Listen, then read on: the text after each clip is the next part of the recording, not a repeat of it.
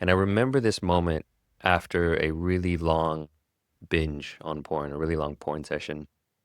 I remember finishing, closing the laptop, closing my eyes. And when I closed my eyes, I remember just seeing pornographic scenes on the back of my eyelids. Even though the porn had stopped, even though I was no longer online or watching anything, my brain was replaying these scenes as if it had been burned into my retina. And it was in that moment that I realized something incredibly important, which is that everything you consume is planting a seed in your mind. You're listening to Unhooked, the Breaking Porn Addiction podcast. So, hey guys, welcome back to another episode. On today's show, I'm going to talk about what 10 years of porn addiction did to my brain and how I reversed it. So, stay tuned. So, hey guys, welcome back to the show. I'm your host, Jeremy Lipkowitz, men's coach, meditation teacher, and founder of Unhooked Academy. Here, back with another episode today. It is a beautiful day here in Thailand, where I live. I just had a wonderful time at the gym, and I'm heading into the weekend where I've got some fun things planned, some high rocks, some exercises and workouts, and all kinds of good things. And I wanted to record this episode today based on a topic that came up in one of the group coaching calls in Unhooked Academy. And it was on the topic of whether it is your fault that you are struggling with porn addiction. And what this topic actually brought up for me was a memory of my own time when I was really struggling with porn addiction and deep in my addiction.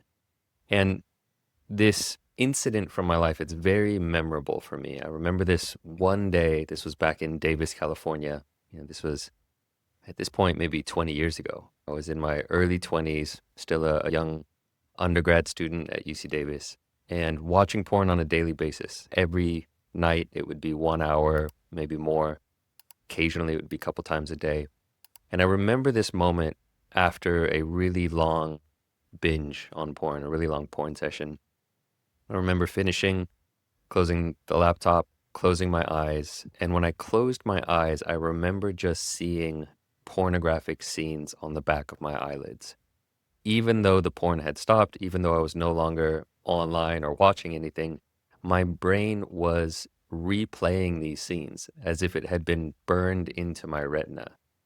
And it was in that moment that I realized something incredibly important, which is that everything you consume is planting a seed in your mind. And this has ramifications deep into recovery. And so I'm going to talk about this topic today. So why this is important is first and foremost because of the understanding that you don't control your thoughts. Nobody controls their thoughts.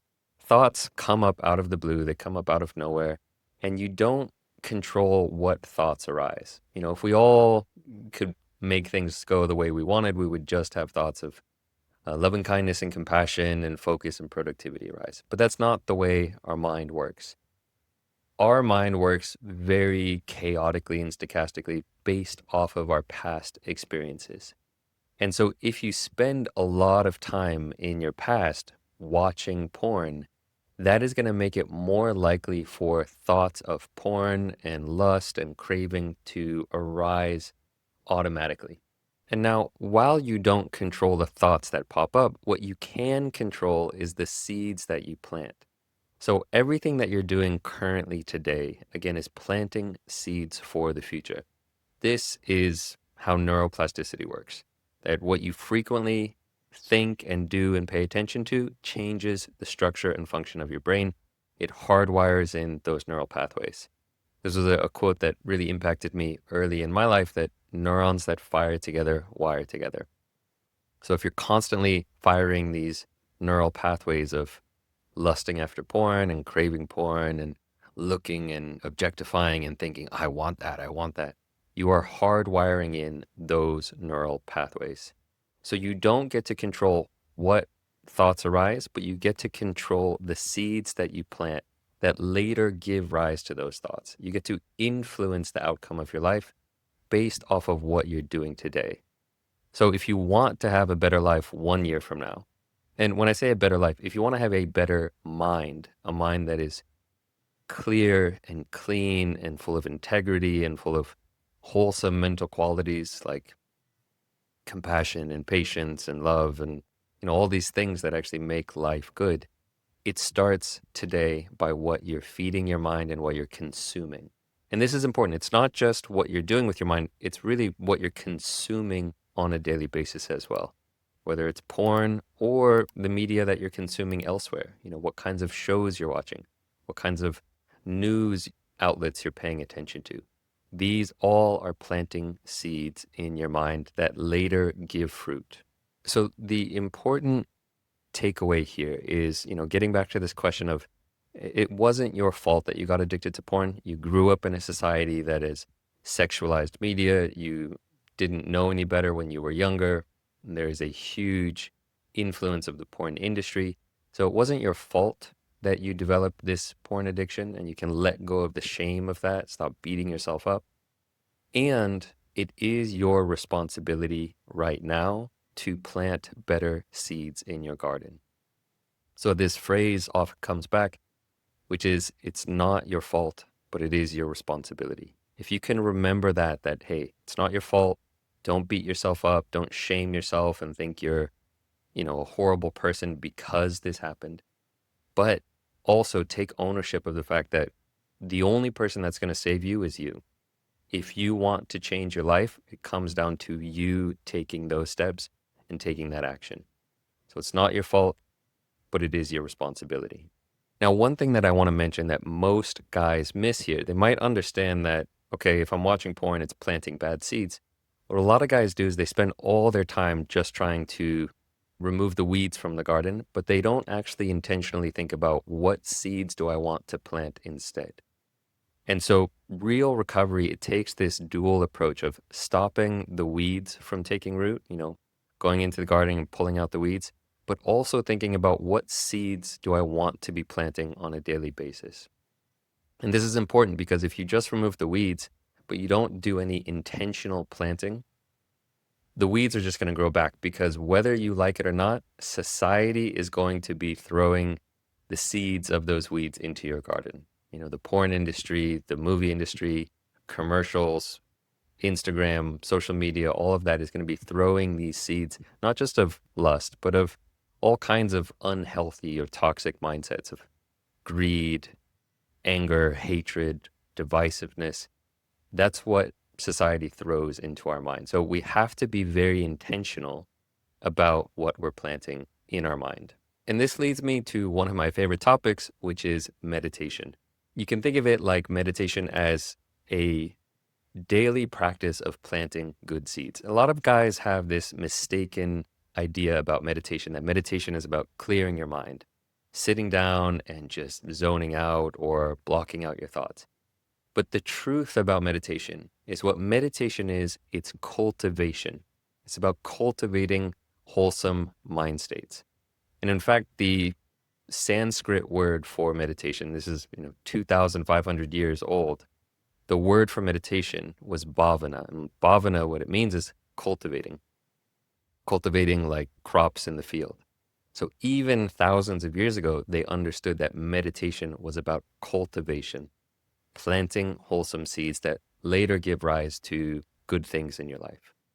So this is why I stress meditation and mindfulness so much in my program, in the work that I do with guys, is that it helps you plant positive seeds for your life, and it helps you uproot the unwholesome seeds: lust, craving, greed, anger, hatred, delusion, all of those things. So that is the first and biggest tip I'll give on if you want to undo the damage that porn has caused in your brain, undo all the years of bad seeds that have taken root. Meditation is the best tool for the job. But I also want to give a few other tips that can help you. So 4 things that you can do that are practical, grounded tips here to help you cultivate your own inner garden. Tip number 1 is to do a consumption audit. To actually take some time to slow down and look at what are you consuming on a daily basis. What are the seeds that you're planting in your life? If you're still watching porn, that's an obvious one. But, also just looking at every time you watch porn, you are planting that seed for lust, for craving, for dissatisfaction, for feeling like what you have isn't enough. And if you just had that thing on the browser in front of you, then you'd be happy. So that's tip number one, to do an audit of what you consume on a daily basis. What are the shows that you're watching? How is that impacting you? What are the books you're reading? Who are the people in your life that are planting seeds, whether you are aware of it or not? To do a consumption audit. Tip number two is to apply the replacement principle. So again, it's not just about pulling out weeds. It's not just about stopping the bad influence. It's also about integrating and implementing wholesome things in your life. So if you were to cut out porn, what are you replacing that with? And this is where you, again, thinking about the wholesome activities that plant good seeds. Meditation plants seeds of patience, calm, groundedness. You can also think about reading good books, books on personal development, books on spiritual development. All kinds of things can be a positive influence on your life. So applying the replacement principle, if you're going to stop one influence on your life, one bad influence, replace it with a good one. Tip number three, protect the first 30 minutes of your morning.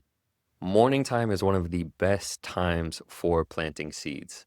And so again, most people make this mistake of their morning, the first 10, 20, 30 minutes of their morning, they're planting seeds by opening up Instagram, looking at thirst traps, checking their calendar and their emails and getting stressed out. So right away, they're starting the day by planting seeds of stress, negativity, craving, all kinds of things. Instead, see if you can use those first minutes of the day to plant good seeds, seeds of patience, compassion, intentional self-awareness, all kinds of other things you could do with the start of your day. And finally, tip number four, to ask a simple question before you do anything. What seeds am I planting, or what seeds am I about to plant with this behavior? So before you do something, think about, what are the seeds that this is going to plant in my garden? The more that you can think of your life as a garden and think of yourself as a gardener, the better you will be. The more that you can really be intentional about what you allow into your life, not just the sources of media, what shows you're watching, what news you're taking in, but also the people that you allow in your life. What seeds is this person planting in my life? If I hang out with this kind of person versus that kind of person, what influence is that having on me and my mindset? So you can apply that question principle, what seeds am I planting, to almost anything. And just ask, is this a wholesome input in my life, or is it unwholesome?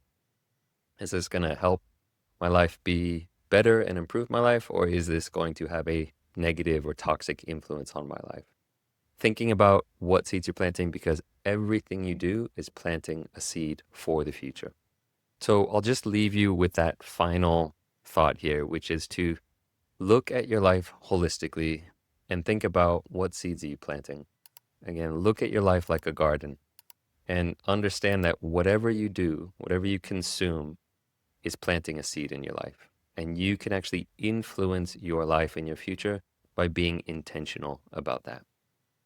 Now, if you want support in your recovery, if you are looking for a community of men who are doing this work, letting go of shame, healing their sexuality, and living lives of integrity, check out my online program, Unhooked Academy. Just go to unhookedacademy.com for more information. All right, folks, that's it for today. We'll see you guys on the next episode of Unhooked.